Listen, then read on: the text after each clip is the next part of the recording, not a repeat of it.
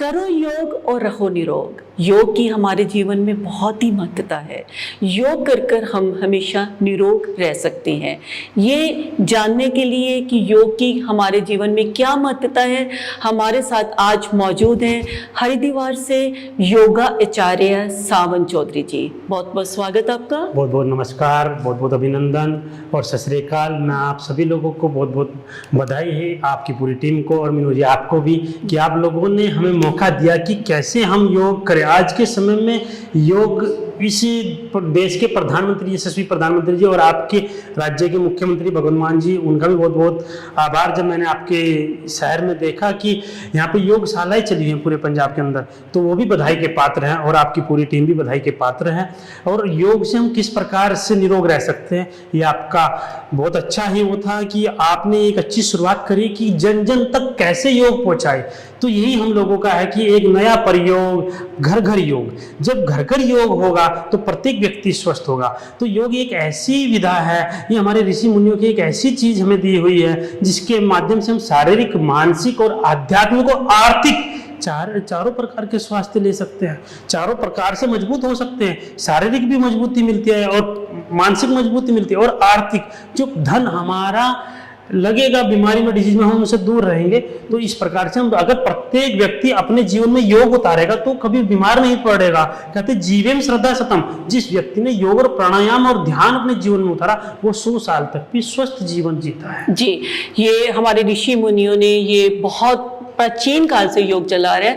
पर अगर हम नौजवान पीढ़ी की बात करें तो वो जिम या और एक्सरसाइज में ज्यादा दौड़ते हैं और योगा को एक बहुत ही वो मानते हैं कि ये तो बुजुर्गों का है। तो आप उनको क्या कहना चाहते हो? देखो, मैं तो खुद एक युवा हूँ और ये भारतवर्ष 65 करोड़ युवाओं का देश है। और मेरा मानना ये है कि जो जिम है वो 200-150 साल या अंग्रेजों की दी हुई पद्धति, हम लोगों का मूल जो है, देखो जी, अगर हमारा जो मूल है, हमारा जो संस्कृति है वो योग है। योग तो सब चीजें हैं, एक्सरसाइज नहीं। लोग योग एक्सरसाइज मान लेते हैं लोग कि एक्सरसाइज कर लिया, हमने योग कर लिया, लेकिन आसन तो तीसरे नंबर का है। उससे पहले तो यम, नियम, आसन, प्राणायाम, प्रत्याहार, धारणा, ध्यान, समाधि। योग तो जीवन जीने की कला है, योग आसन करने का विषय नहीं है। हाँ, आज का यूथ थोड़ा सा जिम की तरफ जा रहा है, लेकिन मैं ये कहूंगा कि जिम वो जाए, हमें उसके कोई नहीं, लेकिन योग एक ऐसी विधा है जो हमें पूर्ण रूप से स्वास्थ्य देगी। अगर सपोज दैट मुझे कोई प्रॉब्लम है, मुझे डायबिटीज है, क्या जिम मेरी डायबिटीज हटा देगी? नहीं हटा सकती। योग हटा सकता है, योग सौम्य बना सकता है, योग जीवन जीने की कला दे सकता है। और आपने देखा होगा कि योग ही एक ऐसा था जिसके माध्यम से अभी महामारी आई पूरे विश्व में, लेकिन योग भारतवर्ष का प्रत्येक व्यक्ति योग और प्राणायाम से जुड़ा हुआ था। तो कोविड में हम लोगों ने बहुत अच्छे रिजल्ट पाए प्राणायाम के। जिन लोगों की बहुत अच्छी डीप ब्रीदिंग थी, 45 मिनट्स की होल्डिंग थी, वे लोग स्वस्थ रहे। वही आपने जैसे कोविड की बात की, तो अब कोविड, कोरोना के बाद में जो आफ्टर जो कॉम्प्लिकेशंस हैं वो बहुत ज्यादा आ रही हैं। लोगों को बहुत समस्याएं आ रही हैं कि हार्ट प्रॉब्लम्स बढ़ रही हैं या स्वास्थ्य संबंधी प्रॉब्लम्स आ रही हैं। तो ऐसे प्राणायाम या योगा आसन हमें कितने लाभकारी सिद्ध हो सकते हैं उनको कवर करना? ऐसा है मीनू जी, इसमें सबसे ज्यादा जो लाभकारी होगा वो हमारे लिए प्राणायाम है जी। क्योंकि जो हमें मेडिसिन, जो हमें मतलब डोज लगवाई हुई है, वो भी बड़ी जल्दबाजी में पूरा देश एक महामारी से गूंज रहा था, लेकिन कुछ लोग योग के माध्यम से स्वस्थ हुए हैं। और जो अगर आज भी कुछ लोगों को हार्ट की समस्या आ रही है, कुछ को और बहुत सारे कॉम्प्लिकेटेड सारे, मेरे पास अभी कुछ लोग आए थे कि उन्होंने बहुत अलग अलग प्रकार की प्रॉब्लम्स आ रही, तो उसके लिए सबसे ज्यादा जरूरी है प्राणायाम। तो हम लोगों ने कहते हैं कि हम लोगों का जो जीवन होता है ना, वो दिनों में नहीं होता, वो श्वासों में होता है, प्राण में होता है। कहते हैं जब किसी भाई इसका श्वास निकल गई तो समझो श्वास सलेक्शन पक्का। तो हमारे लिए प्राणायाम ज्यादा उत्तम है। तो प्रत्येक व्यक्ति ने रोज 25 से 30 मिनट प्राणायाम करना चाहिए। जो व्यक्ति 25 से 30 मिनट प्राणायाम करेगा उसे इसी प्रकार की कोई भी श्वसन से संबंधित कोई समस्या ही नहीं रहेगी। और कोविड तो था ही पूरा श्वसन के माध्यम से। तो आप लोगों ने रोज 30-20-25 मिनट प्राणायाम करना चाहिए और कैसी भी समस्या का आप निदान पा सकते हो प्राणायाम के माध्यम से जी। और अगर हम योगा की बात करें तो लोग देखा देखी या ऐसे बिना सीखे भी करना शुरू कर देते हैं। कितना जरूरी है सीख कर और पूरी विधि से करना? देखो, ये बहुत अच्छा क्वेश्चन आपने किया और मैं भी पूरे कुछ समय से इस पर मैं दिल्ली वगैरह मैंने काम किया कि कुछ % लोग कपालभाति भी गलत कर रहे हैं। कुछ लोग कपालभाति को प्राणायाम समझते हैं और कपालभाति ज़्यादा लगा लिया। और खास तौर पर कुछ लोग कि मैंने 500 कर ली, मैंने 600 कर ली। पहले तो हमें समझना है कि कपालभाति एक शोधन क्रिया है, कोई प्राणायाम नहीं। प्राणायाम हमारे कुछ अलग हैं।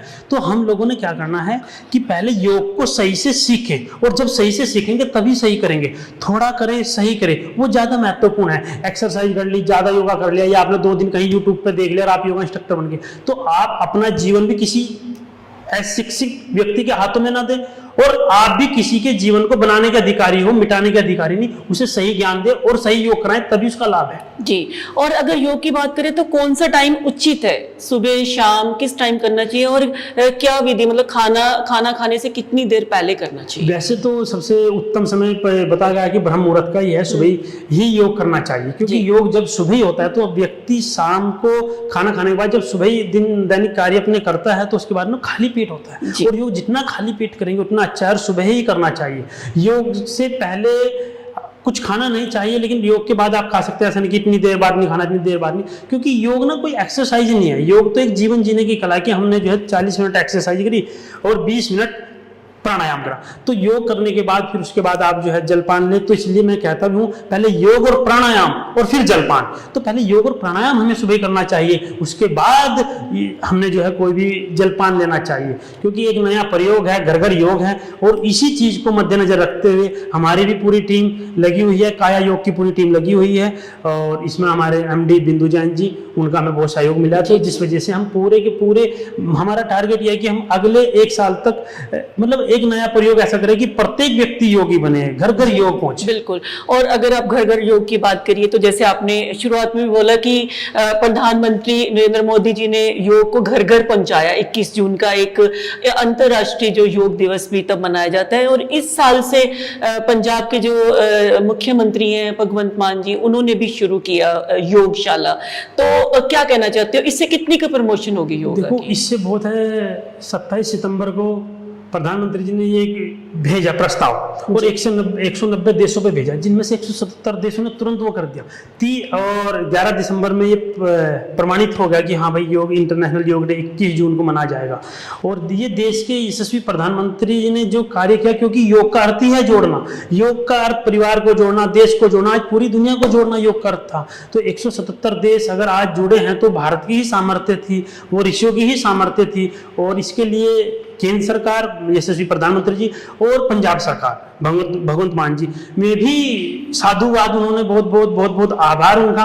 और मैं तो कहूँगा कि उन्होंने ऋषि परंपरा को आगे बढ़ाया, उन्होंने योगशालाएं चलाई, तो प्रत्येक व्यक्ति स्वस्थ होगा। तो ये एक अच्छी शुरुआत है। इसके लिए इनसे दोनों लोगों को, केंद्र सरकार को, राज्य सरकार को, ये आगे बढ़ के आए तो बहुत बहुत साधुवाद है।